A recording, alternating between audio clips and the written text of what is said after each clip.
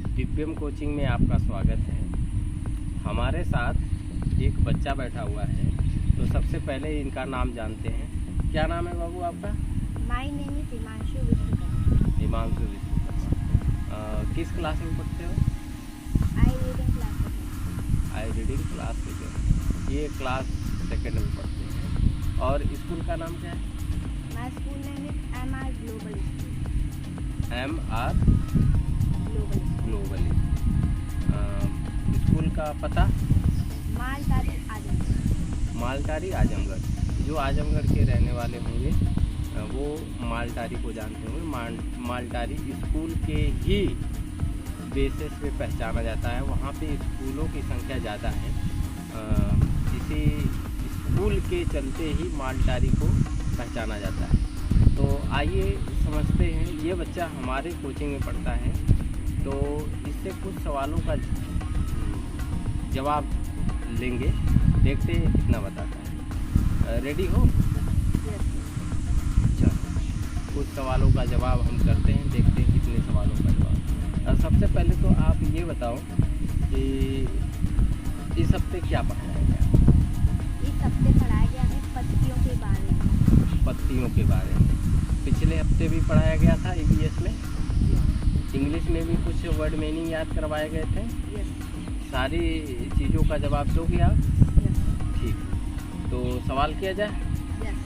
Ready हो ना? Okay. इन्हीं की ये बुक है, राइटिंग काफ़ी अच्छी है। तो इनसे सबसे पहले जानते हैं कुछ मसालों के नाम। पूछे ना? कुछ मसालों के नाम। चलो, रेड चिली मानो। लाल मिर्च। लाल मिर्च। स्पेलिंग क्या होगी? REDCHI LLI। ठीक है, बिल्कुल। Mustard seed. मस्टर्ड सीड में सरसों के बीज। MUSTARDSEED। बहुत बढ़िया। कार्डमोम। कार्डमोम मतलब इलायची। इलायची। स्पेलिंग? CARDMOM। बहुत बढ़िया। टर्मरिक। हल्दी। हल्दी। टर्मरिक। स्पेलिंग बता दो। TURMERIC। बहुत बढ़िया। कमीन मतलब क्या? कमीन मतलब जीरा। CUMIN। कमीन। ठीक है, बहुत बढ़िया। जवाब तो काफ़ी फास्ट दे रहे हैं। अब कुछ बात कर लेते हैं। क्या जो पढ़ाया जाता है कोचिंग में समझाया भी जाता है? क्या अगर नहीं समझाया जाता होगा तो भी बोलिएगा समझाया जाता है। पहले समझाया जाता है कि पहले लिखा दिया जाता है? बता दें। पहले समझाया जाता है फिर लिखा। अच्छा, पढ़ने में मज़ा आता है? यस। ईमानदारी से बताना। यस। पढ़ने में मज़ा आता है। आप लोगों को आता है मज़ा? Yes sir. अच्छा, ठीक। फिर आगे चलते हैं, कुछ और सवालों के जवाब देंगे।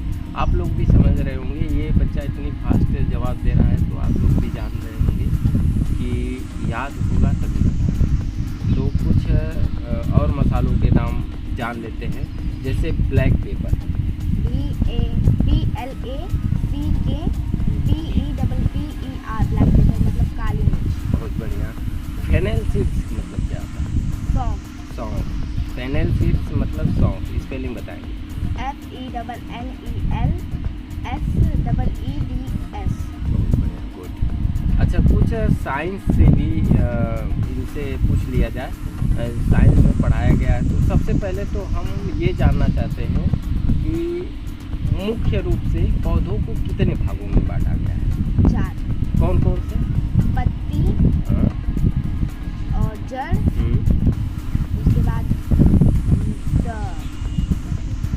टहनी। नहीं, पत्ती, जड़ और पत्ती जड़। चलिए मैं बता दे रहा हूँ, भूल रहे होंगे। पत्ती, जड़, तना और फूल। ये मुख्य भाग, ये मुख्य 4 भाग है ना। अब तो हम जानना चाहते हैं कि जड़ कितने प्रकार की? 2। कौन कौन सी? अपस्थानिक जड़ और मूसलाधार। बहुत बढ़िया। अपस्थानिक जड़ किस में पाई जाती, बता सकते हैं? जिन बीजों में एक फलियां होती हैं उनमें अपस्थानिक जड़ होती है। हाँ, इनका कहने का मतलब है जिन बीजों में केवल एक फलियाँ होती हैं उसमें अपस्थानिक जड़ पाया जाता है। जैसे धान, गेहूँ आदि। हाँ, आप धान के ऊपर के छिलकों को हटाएंगे ना तो उसमें केवल एक फली पाई जाएगी, तो उसमें अपस्थानिक जड़ होगा। बहुत बढ़िया जवाब दे रहे हैं। उसे एक बीज पत्री ही बोलते हैं। क्या बोलते हैं? एक बीज पत्री। ठीक है, अब आगे बढ़े। थोड़ा सा मूसला जड़ के बारे में आप बता दो। जिन बीजों में 2 फलियां पाई जाती हैं उनमें मूसला जड़ होती है। जैसे मटर और दाल। मटर दाल मटर भी होती है। जैसे मटर का अगर आपने बोला है तो मटर को कैसे पता करेंगे कि 2 फली है? उसके ऊपर का छिलका आता है। छिलका हटाएंगे तो 2 भागों में मिल जाएगा, तो उसमें क्या होती है? मूसला जड़। बहुत बढ़िया जवाब दे रहे हैं। आगे चलते हैं। आप ज़रा एक बार हमको ये बता दो कि पौधे जो हैं वो भोजन बनाते हैं, क्योंकि बिना भोजन बनाए कोई भी जीव जिंदा नहीं रह सकता, कोई भी सजीव चीज़ें जिंदा नहीं रह सकती। तो आप बता दो कि पौधे भोजन कैसे बनाते हैं? पौधे भोजन बनाते हैं अपनी पत्तियों से। पत्तियों से। पत्तियाँ क्या क्या लेकर भोजन बनाती हैं? Carbon dioxide. बहुत बढ़िया। और कार्बन डाइऑक्साइड लेती हैं जो हम छोड़ते हैं। अच्छा, मानव कार्बन डाइऑक्साइड छोड़ते हैं और पौधे क्या लेते हैं?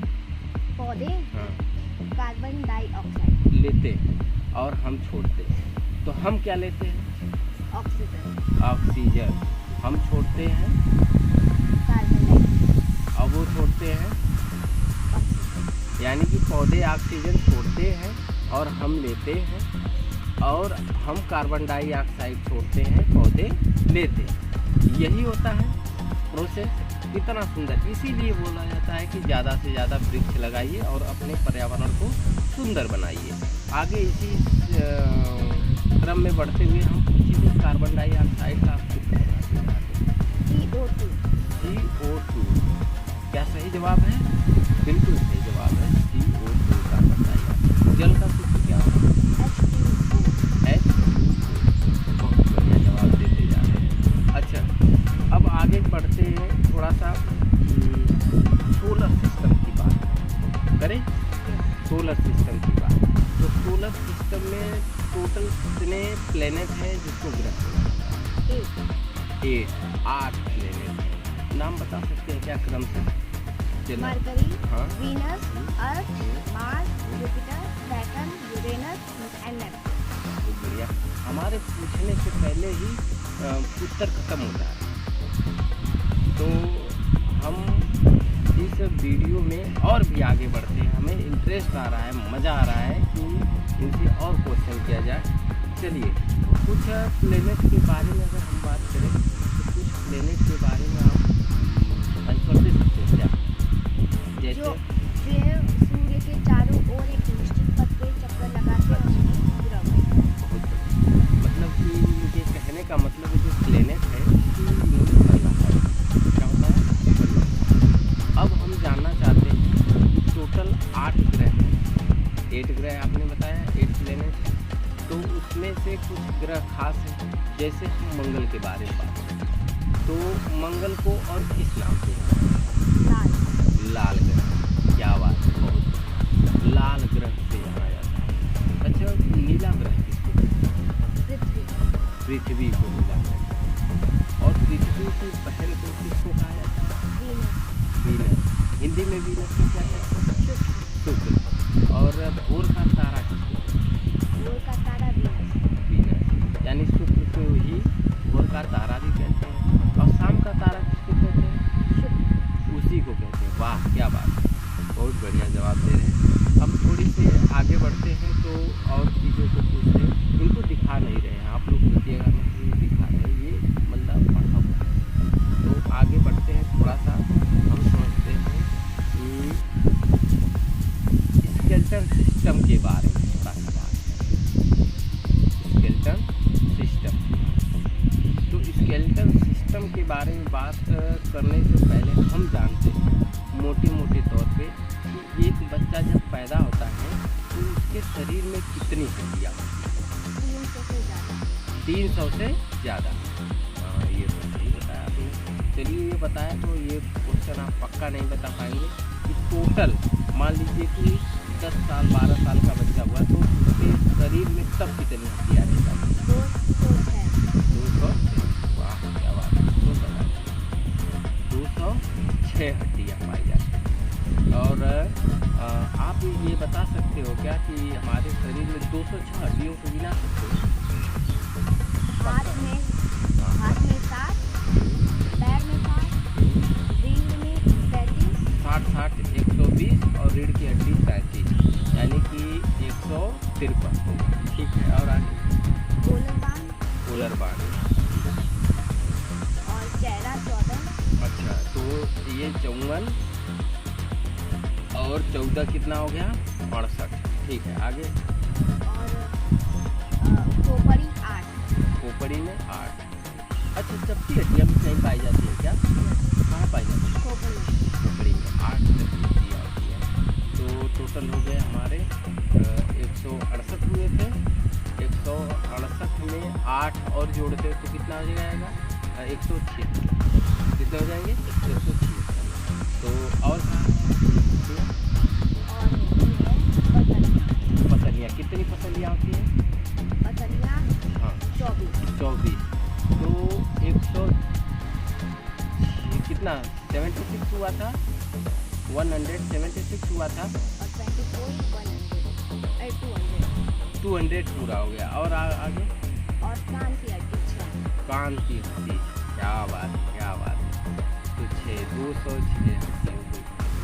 अच्छा, ये जो कान की हड्डियाँ दोनों को मिलाकर 6 है कि एक में?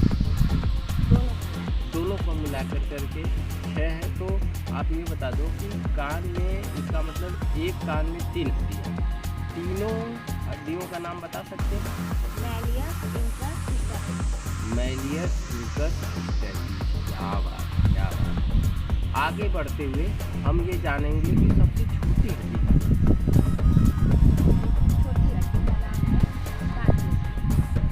का नाम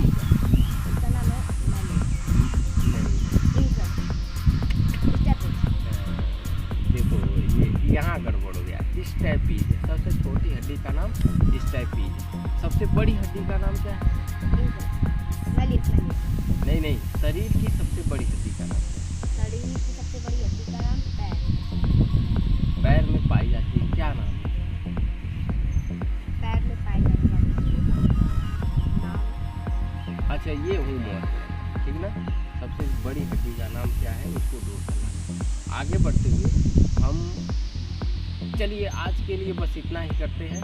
और इन्होंने बहुत बढ़िया बताया, तो आप हाथ मिलाइए। कंग्रेचुलेसन, आप बहुत आगे जा रहे हैं और इसी तरह पढ़ते रहिए। Okay, best of luck.